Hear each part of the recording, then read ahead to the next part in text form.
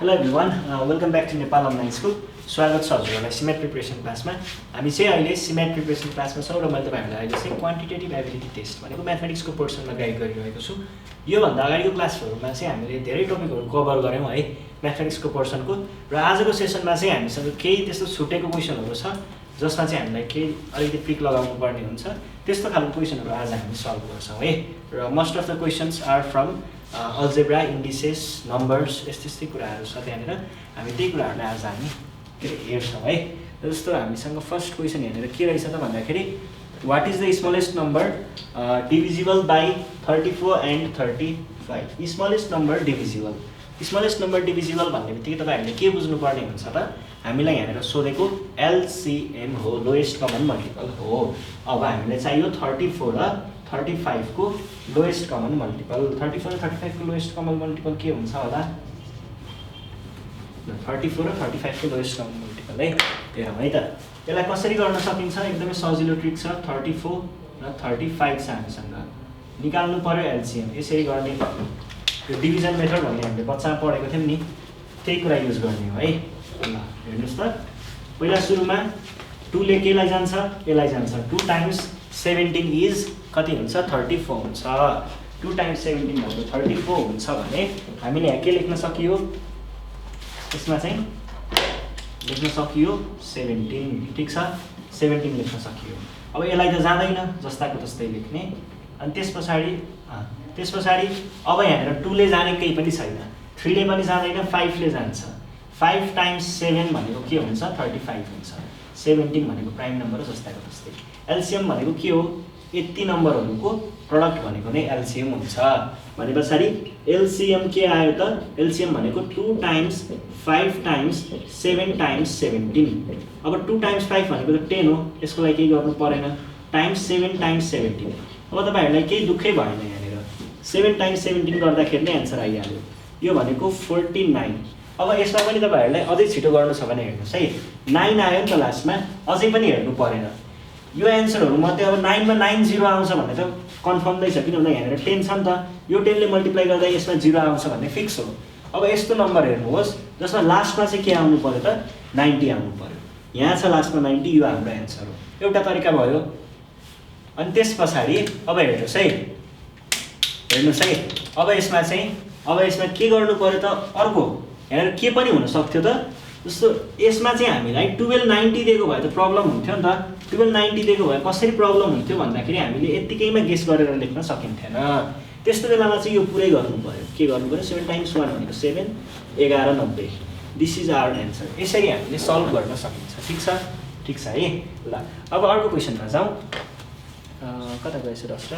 ठीक छ ल, अर्को क्वेशन हेरौँ है त। अर्को क्वेशनले चाहिँ हामीलाई के भन्दैछ त भन्दाखेरि a number when divided by 12 given gives a है, यहाँ गिभ्स हुनु पर्ने हो। Gives a remainder 7। कुनै एउटा 12 भन्ने नम्बर छ है, एकैचोटि कुनै एउटा नम्बर छ हामीसँग जसलाई चाहिँ हामीले 12 ले डिभाइड गर्दाखेरि के हुन्थ्यो रे? 12 ले डिभाइड गर्दाखेरि यहाँनेर के हुन्थ्यो थाहा भएन, यहाँ के हुन्थ्यो थाहा भएन, तर रिमाइन्डरमा चाहिँ 7 आउँथ्यो रे। ठीक छ। अब हामीलाई यस्तो नम्बर चाहियो। इफ द सेम नम्बर, त्यही number is divided by 6 then the remainder must be भनेर क्वेशनले सोधेको छ। यसलाई हामीले सिनारियोमा चेन्ज गरौँ। सिनारियोमा चेन्ज कसरी गर्ने त भन्दाखेरि जस्तो यो x भन्ने नम्बर खोजौँ न हैन। यस्तो नम्बर त कति धेरै भेटिन्छ नि त।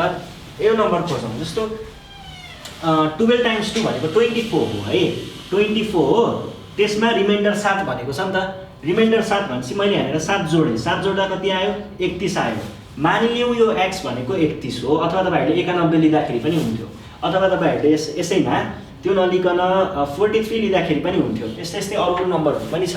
भनेको मल्टिपल अफ 12 प्लस 7 गर्नुभयो भने यो x भनेको त्यो हुन्छ के है। त्यसरी हामीले 31 लिन सकियो भनेपछि x को भ्यालु त हामीले पाइयो नि त यहाँबाट। अब यही x लाई के गर्नु पर्यो? व्हेन डिभाइडेड बाइ 6 भनिसकेपछि त्यही 31 लाई हामीले 6 ले डिभाइड गरौँ। 6 ले डिभाइड गर्दा के हुन्छ? 6 टाइम्स 5 इज 30। घटाउँदा कति आयो? 1। रिमाइन्डर कति हुँदो रहेछ? This is our required answer. यसरी चाहिँ हामीले सल्भ गर्न सक्छौं। अब अर्को क्वेसन हेरौँ। अर्को क्वेसन यहाँनिर दिएको छ, एकदमै सजिलो कुरा छ है। फ्र्याक्सनको क्वेसन रहेछ, मल्टिप्लिकेसन एकदमै सजिलोको कुरा छ, एकैछिनमा सल्भ हुन्छ है। के भनेको छ 1/2 टाइम्स 5/6 टाइम्स 8/5 को भ्यालु कति? 5 र 5 काटियो 2 4 भयो। यो भनेको 4/3 हो, 2 4/6 हो, 4/6 हो, 2 2 जा 4 2 3 जा 6 भनेपछि 2/3 हाम्रो एन्सर हुनु पर्यो। This is our required answer. केही पनि प्रब्लम नै छैन।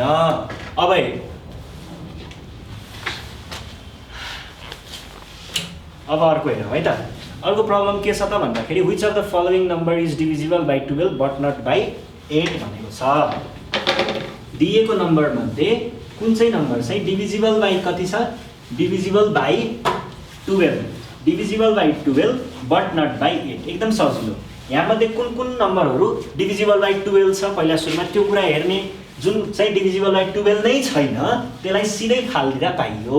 हेर्नुहोस् है, 72 डिभाइड बाई 12 भनेको कति हो? 6 हो। यो एउटा आयो 88 डिभाइड बाई 12 भनेको कति हुन्छ? 12 7 84 भनेपछि यो आएन, यो हाम्रो एन्सरमा पर्नेवाला नै छैन। अनि त्यसपछि बाई 12 भनेको कति हुन्छ? 9 हुन्छ। 120 गर्दा 10 भने पछाडि कि चाहिँ यो हो कि चाहिँ यो हो कि चाहिँ यो हो। अब यस्तो नम्बर खोज्नु पर्यो यो मध्ये पनि जुन चाहिँ के छ त 8 ले डिभाइड हुँदैन। अब 8 ले डिभाइड नहुन पर्यो है। अघि 12 ले डिभाइड हुन पर्थ्यो, अहिले 8 ले डिभाइड नहुनु पर्यो। 8 टाइम्स 9 भने कति हो? 72 हो। त्यसै गरी 8 टाइम्स 15 भनेको कति हो? 120 हो। र यो चाहिँ 8 ले डिभाइड हुँदैन। 8 ले डिभाइड किन हुँदैन भन्नुहुन्छ भने 8 टाइम्स 12 भनेको 96 हो। 96 मा अर्को 8 जोड्दा 104 हुन्छ है। भने पछाडि 8 टाइम्स 12 13 भनेको 104 हुँदो रहेछ। अनि 14 भनेको चाहिँ 112 हुन्छ। बिचमा रह्यो नि त यो। So this is not divisible by 8। यो भन्न पाइयो नि त हैन। ल यो कुरा पनि सकियो। अब अर्को क्वेसन हेरौँ है त। अर्को क्वेसन हेरौँ। अर्को क्वेसन चाहिँ के छ त भन्दाखेरि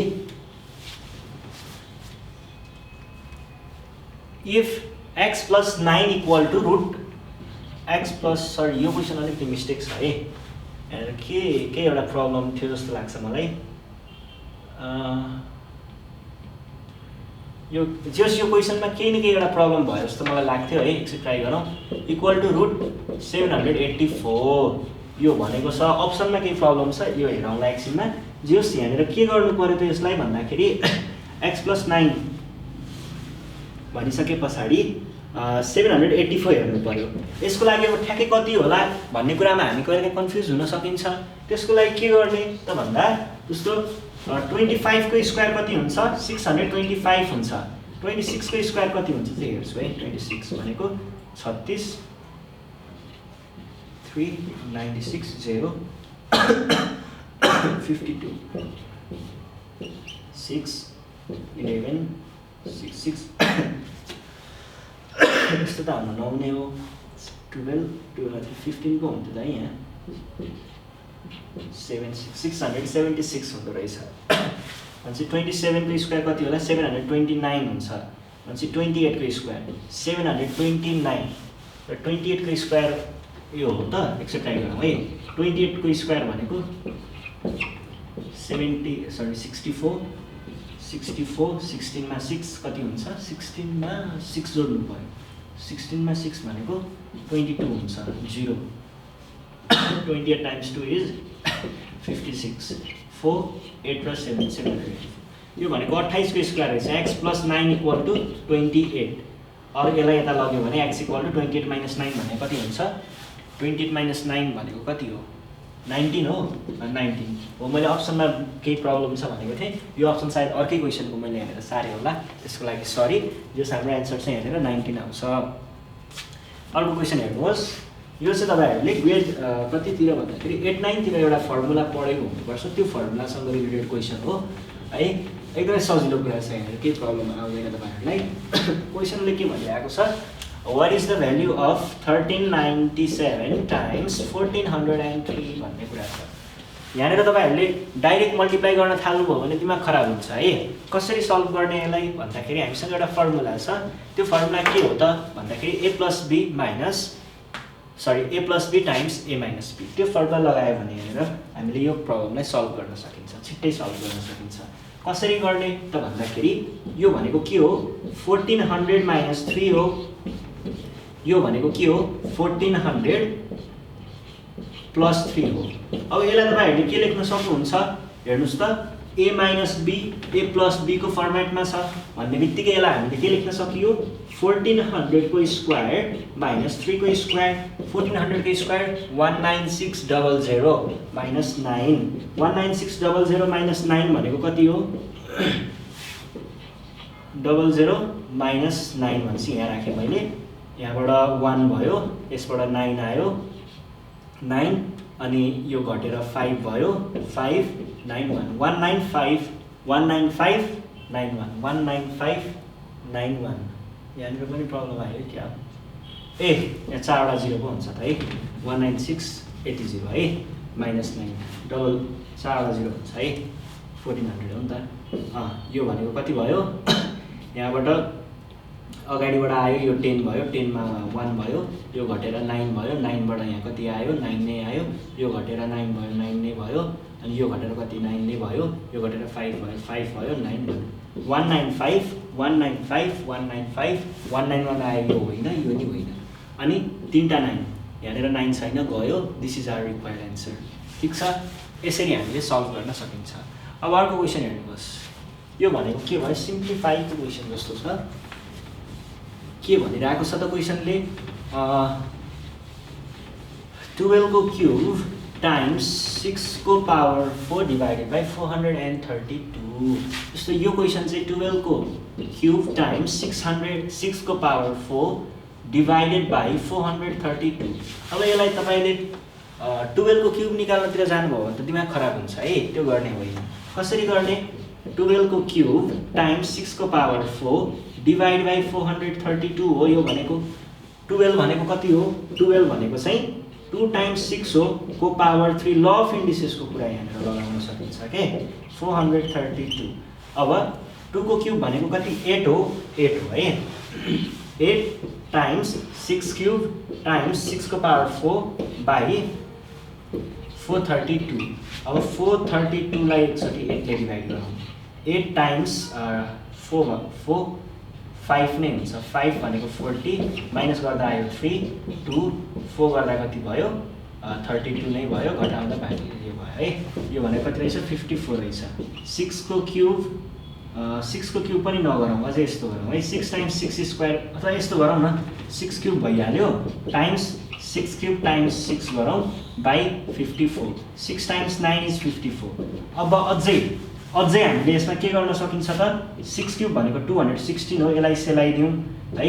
अब 9 यो 6 भनेको के हो 2 टाइम्स 3 हो को पावर 3 बाई 9 भनेको 3 को पावर 2 हो 216 टाइम्स 2 को क्यूब भनेको 8 हो अनि यो भनेको 3 टाइम्स 3 स्क्वायर लेख्न सकिन्छ बाई 3 स्क्वायर यो र यो गयो। अब 216 टाइम्स 24 चाहिँ हामीले सल्भै गर्नुपर्ने रहेछ ल।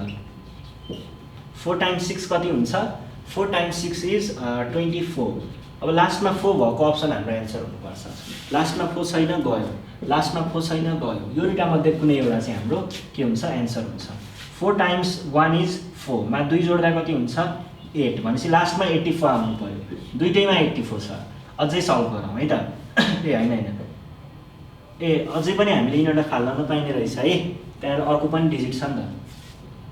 त्यसरी 4 टाइम्स यो भनेको पनि 4 टाइम्स 1 यहाँनिर 6 पो हुन्थ्यो त 6 हुन्थ्यो अनि यहाँनिर कति हुन्थ्यो 2 भनेपछि यहाँनिर चाहिँ 8 हुन्थ्यो 0 2 भनेको कति 12 भयो अनि 2 1 जा 2 3 भयो 4 भयो 4000 मा के एन्सर छ छैन भने पनि आउँछ 4 हुनु पर्यो 8 हुनु पर्यो 11 हुनु पर्यो 5 हुनु पर्यो 5184 इज आवर रिक्वायर्ड एन्सर।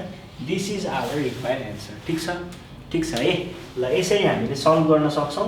अब तपाईहरुले धेरै क्याल्कुलेसन गर्नुभन्दा चाहिँ यो गर्न चाहिँ फार बेटर हुन्छ जस्तो मलाई लाग्छ है। डस्टर यतापट्टि रहेछ म डस्टर निकाले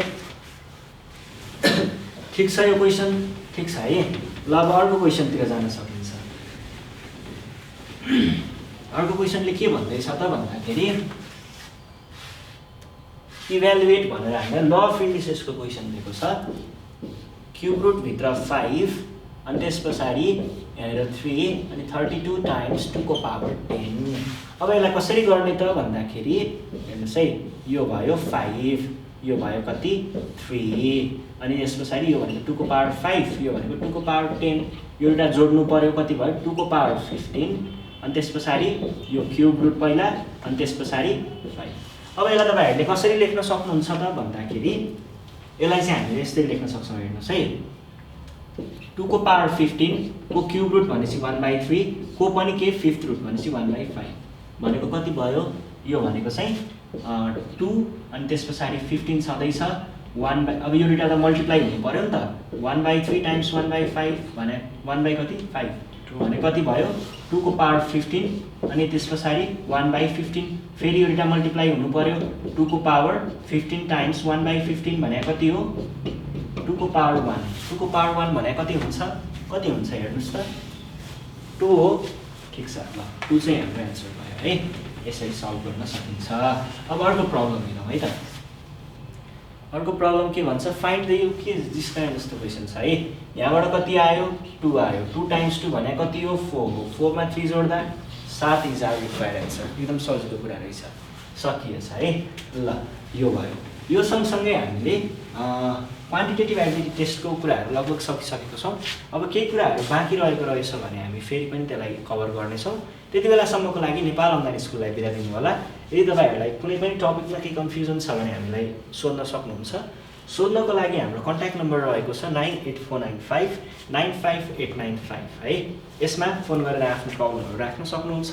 फोन गर्न फिजिबल छैन भने हामीलाई वाट्सएपमा, भाइबरमा, टेलिग्राममा, इमोमा मेसेज गर्न सक्नुहुन्छ। और हाम्रो फेसबुकको पेज पनि छ, त्यसमा पनि हामीलाई कन्ट्याक्ट गर्न सक्नुहुन्छ है। राम्रोसँग प्रिपेयर गर्नुहोस्। केही प्रब्लम भयो भने नेपाल अनलाइन स्कुल छ। Thank you.